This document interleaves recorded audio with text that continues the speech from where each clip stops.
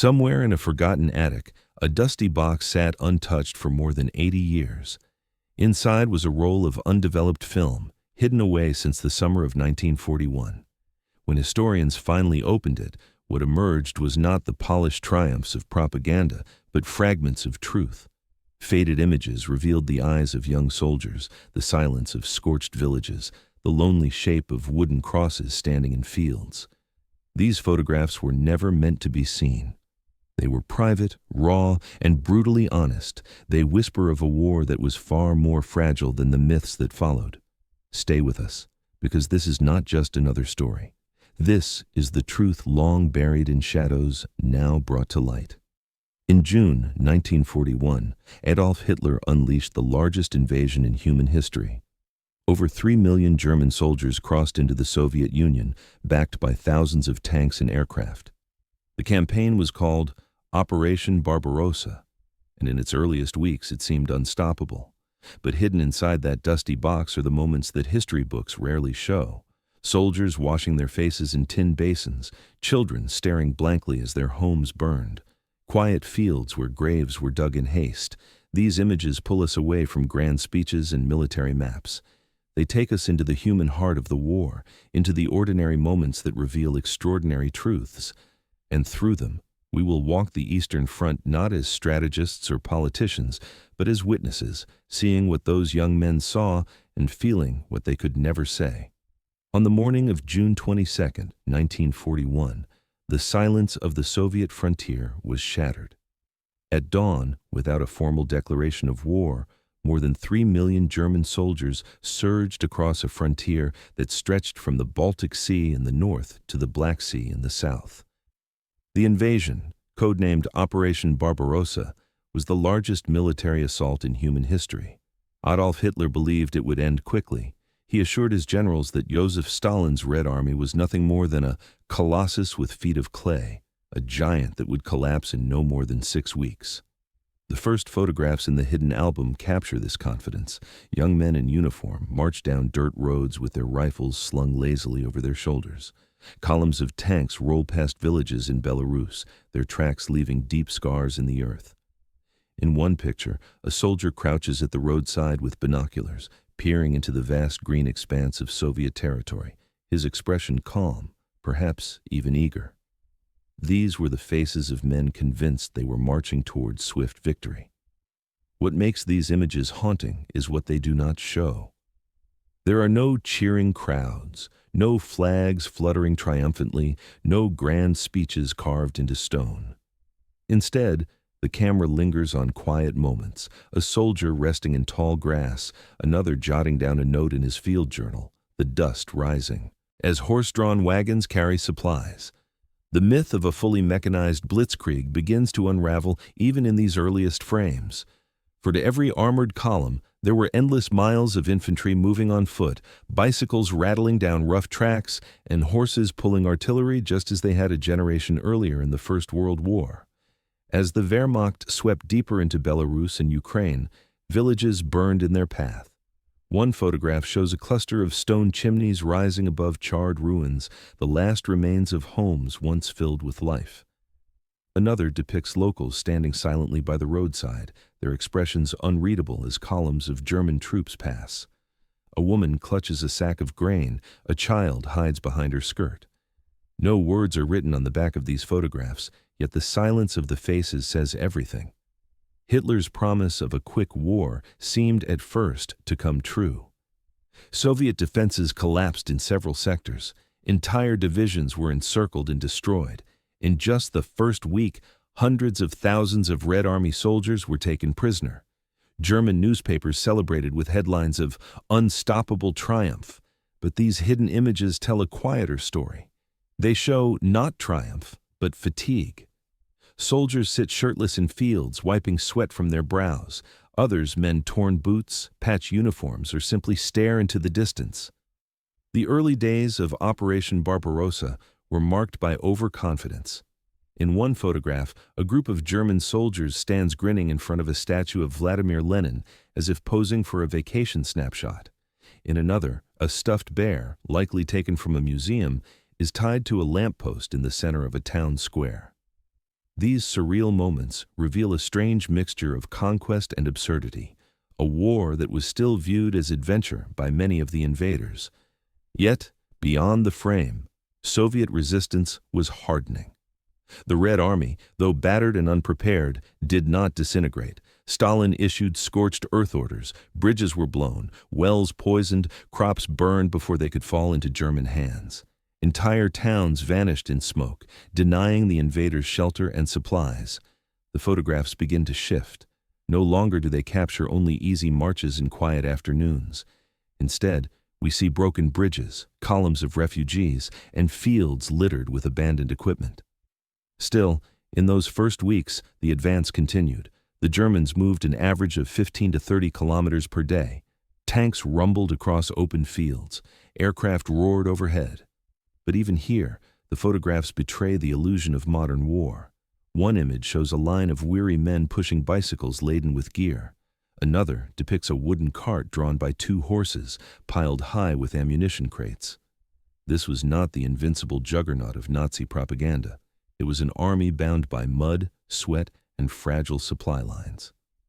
Among the most chilling photographs is one that seems almost ordinary, a frying pan still hanging on the wall of a destroyed home. The family who once used it had fled, or perhaps worse. The camera does not explain. It simply records the absence, the emptiness left behind. In another image, a freshly dug grave lies beside the road, marked only by a wooden cross and a helmet perched on top. The caption scribbled on the back reads, July 1941. For the German soldiers, these scenes were not meant for propaganda. They were personal reminders of how quickly war claimed lives. By the end of the summer, Hitler's belief in a swift collapse of the Soviet Union was already being tested. Yes, the Germans had advanced deep into enemy territory. Yes, Soviet losses were catastrophic. But the war was not over in 6 weeks. The photographs themselves carry this contradiction. Young men smiling beside captured vehicles, but also rows of field graves stretching into the tree line. The truth lies not in either image alone, but in the tension between them. This is where the story of Barbarossa begins, in the space between illusion and reality. The illusion of easy victory, broadcast by propaganda, and the reality of human exhaustion captured in these private photographs. What began as a campaign of confidence was already, by the summer of 1941, sowing the seeds of disillusion. And as the film from that forgotten attic reveals, the soldiers themselves knew it, even if their leaders did not. If the first weeks of Operation Barbarossa carried the illusion of triumph, the photographs from the following months tear that illusion apart. They do not show sweeping victories or banners raised in conquered cities. Instead, they capture the small, intimate, and often unsettling fragments of daily life on the Eastern Front. One picture shows 2 soldiers peeling potatoes beside a mountain of gear. Their rifles lean carelessly against a wagon wheel. Another depicts a man stripped to his waist, splashing water from a tin basin onto his dusty face. In yet another, a soldier lounges barefoot on a blanket, writing a letter to his mother with his helmet resting beside him. These are not scenes of glory. They are fragments of survival. The most haunting part of these images is the silence they carry. Behind the lens, war raged across thousands of kilometers, yet here, the camera finds quiet pauses. Soldiers laugh under a tree, their shirts hanging from branches to dry. A group listens to a field orchestra, instruments shining in the sunlight as if they were at a summer festival, not in the middle of a brutal campaign. But the next photograph tells another story. Burned houses in the background, blackened chimneys standing like gravestones against the horizon. This juxtaposition repeats again and again. Moments of ordinary life, cooking, resting, reading, stand side by side with evidence of destruction. In one frame, a soldier carefully sharpens his bayonet. In the very next, a Belarusian woman stands outside a scorched hut, clutching a sack of grain while her children hide behind her. Her face is weary, her eyes empty. The soldiers pass by with rifles slung loosely, their expressions indifferent. The camera does not comment. It only records the collision of 2 worlds, the occupiers and the occupied. Among the strangest images is one of a stuffed bear tied to a lamppost in the middle of a town square. Another shows a German soldier grinning in front of a statue of Vladimir Lenin, his posture more like a tourist than a conqueror. These surreal moments remind us that war is not only about destruction, it is also about absurdity, about the dissonance of soldiers treating occupied towns like backdrops for holiday snapshots. Yet beneath the humor lies unease. Every photograph carries the sense of a pause before something terrible. The civilians of Belarus bore the heaviest burden. The village of Nov, for example, appears in one haunting series of photographs. Once home to fewer than 200 people, it was reduced to ash in the summer of 1941. Soviet records say the younger men had already been conscripted, leaving only the elderly, women, and children. When German troops arrived, they found no soldiers, no defenses, only civilians. And yet the village was burned. The photographs show the aftermath, soldiers walking their horses down streets lined with ruins, a church gutted and roofless, women standing in silence with children clinging to their skirts. Field orders from that period were chillingly simple. If a village was suspected of harboring partisans, it was to be destroyed. No investigation, no trial, just fire. These hidden photographs, passed quietly through one soldier's family for decades, reveal the human cost of such policies. They show not propaganda triumphs, but quiet casualties, a frying pan still hanging in the ruins of a kitchen, a child's toy left abandoned in the dirt. Other images capture the soldier's own confrontation with death. A birch cross stands alone in a clearing, a helmet perched on top. A cigarette packet is wedged into the wood as a kind of offering. In another frame, a group of soldiers stands in a loose circle, heads bowed as a comrade is lowered into a shallow grave. There is no chaplain, no flag, only silence and the mournful notes of a harmonica. The war claimed lives daily, and the photographs reveal how ordinary the extraordinary had become. Perhaps the most unsettling photograph is not of ruins or graves, but of stillness. A soldier sleeps in the shade, helmet beside him, while another uses a pair of rabbit ear binoculars to scan the horizon. The contrast is striking: rest and vigilance, weariness and expectation. It is a moment that conveys the strange rhythm of life at war. 1 minute quiet, the next catastrophic. As the weeks turned to months, more of these images emerged. Soldiers sitting cross-legged in fields reading newsletters like the Panzerfaust, groups washing uniforms in streams, men writing in journals by candlelight. They look almost peaceful. Yet in the very next frame we see women threshing wheat in burned villages, children staring hollow-eyed at the camera, and the skeletal remains of homes reduced to chimneys. This duality, the ordinary alongside the horrific, is what makes the album so powerful. It strips away the myth of a relentless war machine and shows the men as human beings caught in circumstances far larger than themselves. Some smiled, some wept. Some participated in acts of destruction, others recorded them silently, leaving behind a truth too raw for official record. Through these images, we see the Eastern Front not as endless arrows on a map, but as lived reality. We see the illusion of normal life clinging desperately to the edges of catastrophe. And in doing so, we are reminded that war is not only about battles fought, but about lives interrupted. Villages erased, families displaced, soldiers transformed by the weight of what they witnessed. This is the untold truth of the summer of 1941, a war both ordinary and extraordinary, filled with contradictions that only these forgotten photographs can reveal. By the autumn of 1941, the grand illusion of a swift victory was crumbling. What had begun as a lightning strike across the Soviet frontier slowed into a grinding war of attrition. The photographs hidden in that attic album capture this unraveling more clearly than any official report. The myth of blitzkrieg had always been exaggerated. Propaganda painted an image of endless tank divisions and motorized columns sweeping forward with unstoppable speed. But in reality, nearly 90% of the German army was made up of ordinary infantry who marched on foot. Supplies were hauled by horse-drawn wagons, just as they had been in the First World War. One photograph shows a line of exhausted soldiers trudging along a dirt road, rifles heavy on their shoulders, sweat streaking their faces. Another reveals a soldier bent over the smoking engine of a broken-down truck, the caption on the back reading simply, "She did not make it." The deeper they pushed into Soviet territory, the worse the problems became.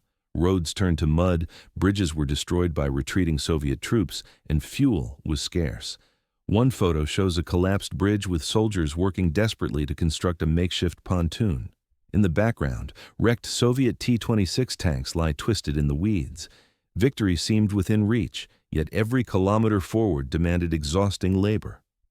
As summer gave way to early frost, the photographs darkened in tone. Soldiers huddle around campfires, their breath visible in the cold air. Thin uniforms offered little protection against the Russian winter. One haunting image shows a frozen field kitchen, pots still hanging stiff with ice. Another captures men trying to thaw their boots over open flames. The Wehrmacht, designed for quick campaigns, was woefully unprepared for a drawn-out war in the East. The graves multiplied. Rows of wooden crosses stretched toward tree lines in several photographs, helmets perched on top, names scrawled hastily across planks.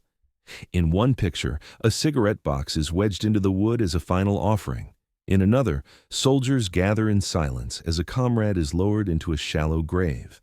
These makeshift cemeteries were not temporary, as many had believed. When the Soviet counteroffensive swept through in the winter of 1941, countless graves were abandoned, the bodies left beneath Belarusian soil. The soldiers themselves began to sense the change. Gone were the smiles in front of statues or the playful snapshots of stuffed bears. Instead, the photographs show men with hollow eyes, their faces lined with exhaustion. One particularly haunting image depicts a German officer bent over a map, compass on his knee. The caption on the back reads, "Still moving, but where to?" It was not only geography that trapped them. It was arrogance. The plan to take Moscow in 10 weeks had been based on a fantasy. The Soviet Union was not France. It was vast, resilient, and unrelenting. As the winter deepened, the Wehrmacht's illusion of invincibility collapsed. The Red Army, far from broken, regrouped and struck back. Stalin's orders had turned the landscape into a weapon. Entire villages had been burned to deny shelter, fields destroyed to deny food, wells collapsed to deny water. In one photo, a lone soldier stands beside the ruins of a village stove, the only remnant of a family's home. The caption simply reads, "Nothing left." The most gut-wrenching images are of the dead. A burial site outside a destroyed town labeled Vit B July 1941 shows rows of crosses stretching farther than the lens could capture. Another reveals a clearing surrounded by pine trees where a dozen graves stand, helmets resting on top. These are not monuments of glory, they are testaments of loss. Every cross tells a story not of triumph, but of delusion, evidence that the promise of an easy war had already been buried. By late 1941, entire divisions were being ground down. The 219th Infantry Division, one of those featured in the photographs, had begun the invasion strong. But by March of 1943, fewer than 1,200 of its men remained out of more than 10,000. The rest had been swallowed by the endless struggle of the Eastern Front. The photographs capture not only the exhaustion of men, but also the fragility of the war machine itself. Trucks bogged down in mud, tanks frozen in place, soldiers dragging sledges through snow. Even the vaunted Luftwaffe suffered. One image shows a Junkers Ju-88 bomber parked crookedly on a field road, its tail shredded by Soviet flak. The crew huddles nearby, silent, no victory poses, no bravado, just weariness. History often portrays the German military as an unstoppable engine of destruction, but these hidden images tell another story. They reveal mud instead of momentum, hunger instead of triumph, exhaustion instead of glory. They strip away the illusion of superiority and replace it with something more human and more tragic. The illusion that Hitler had promised his men that the Soviet Union would collapse like a house of cards was gone. What remained was a war that stretched endlessly eastward, a campaign that devoured soldiers, villages, and hope itself. And as these photographs remind us, the cost of that arrogance was written not in propaganda headlines, but in graves left behind, forgotten beneath the soil of Belarus and Ukraine. The last pages of the hidden album do not show battles or parades. They show silence. Wooden crosses leaning in snow, helmets rusting on top, names fading into the wood.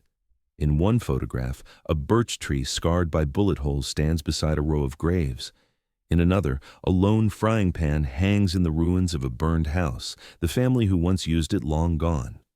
These are not the images of triumph that Hitler promised his men.